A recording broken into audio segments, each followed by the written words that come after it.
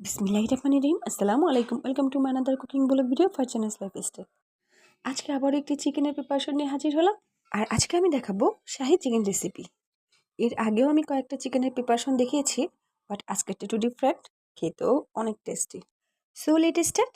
এর জন্য আমি একটি প্যান নিয়েছি, আর এই প্যানটা গরম হওয়ার পরে এর মধ্যে দিয়ে দেবো হচ্ছে আমি হাফ কাপ কুকিং অয়েল।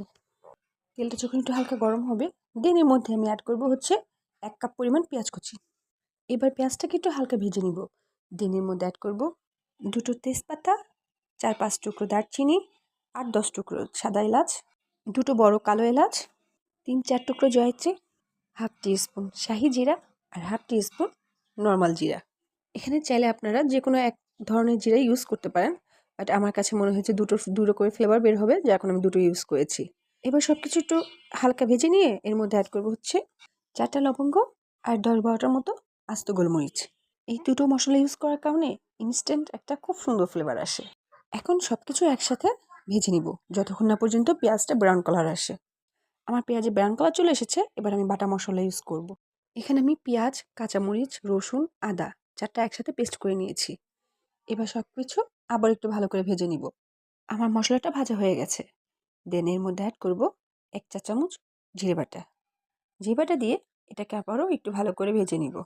সব কিছু একসাথে ভালোভাবে ভেজে নিয়ে যখন এই মশলা থেকে তেল ছেড়ে আসবে, দেন এর মধ্যে অ্যাড করব হলুদ গুঁড়ো, ধনিয়ার গুঁড়ো আর মরিচের গুঁড়ো। এখানে সব গুঁড়ো মশলা আমি 1 টিস্পুন করে ইউজ করেছি। এবার সব কিছু ভালো করে মিক্সড করে মশলাটা একটু কষিয়ে নিব। এর জন্য এখানে একটু সামান্য পানি দিয়েছি, যাতে মশলাটা ভালো করে কষানো হয়। আর এই মশলাটা কষানোর জন্য এটাকে ঢাকনা দিয়ে ঢেকে রাখবো 2 মিনিটের জন্য। ফিরে আসছি 2 মিনিট পর। এবার ঢাকনাটা তুলে নিব। আর এ পর্যায়ে দেখা যাবে যে মশলা থেকে তেল ছেড়ে দিয়েছে। এবার এটাকে একটু ভালো করে মিক্সড করে এর মধ্যে দিয়ে দিব হচ্ছে আমার সেই চিকেনগুলো। এই চিকেনগুলোকে আমি আগে থেকে ভালো করে পরিষ্কার করে ধুয়ে পানি ঝরিয়ে রেখেছিলাম। আর দিব হচ্ছে পরিমাণ মতো লবণ। এবার সব কিছুকে আবার একটু ভালো করে মিক্সড করে এবার মাংসটাকে মশলার সাথে কষিয়ে নিব। এই অবস্থায় আমি মাংসে ইউজ করব 1/4 কাপ টক দই। নাও সব কিছুকে এখন ভালো করে আবারও মিক্সড করে নিব। মাংসের সাথে টক দইটা ভালোভাবে মিক্সড হয়ে গেলে এটাকে ঢাকনা দিয়ে ঢেকে কুক করব অনলি 5 মিনিট। আমার 5 মিনিট হয়ে গেছে। এবার আমি ঢাকনাটা তুলে দেখাচ্ছি। মাংস থেকে পানি বের হয়েছে। এবার এই পর্যায়ে আমি আবারও মাংসটাকে একটু ভালো করে মিক্সড করে নিচ্ছি। দেন এর মধ্যে দিয়ে দিচ্ছি 4টি বড় আস্ত কাঁচামরিচ, 1 টিস্পুন গোলমরিচ গুঁড়ো, 2 টিস্পুন কনডেন্স মিল্ক। এখানে কনডেন্স মিল্কটা আমি একটু সামান্য পানি দিয়ে মিক্সড করে নিয়েছি। এবার সব কিছু আবার একটু ভালো করে মিক্সড করে নিলাম। এখানে যে আমি গোলমরিচ গুঁড়ো আর কনডেন্স মিল্কটা ইউজ করলাম, এই দুটোর জন্যই কিন্তু এই রেসিপিটা অসাধারণ হয়, আর টেস্ট অনেক গুণ বেড়ে যায়। অ্যাট লাস্ট এখানে একটু সামান্য পানি দিয়ে আবার একটু ভালো করে মিক্সড করে ঢাকনা দিয়ে ঢেকে কুক করব অনলি 2 মিনিট। ফিরে আসছি 2 মিনিট পর। আমার রান্না কমপ্লিট।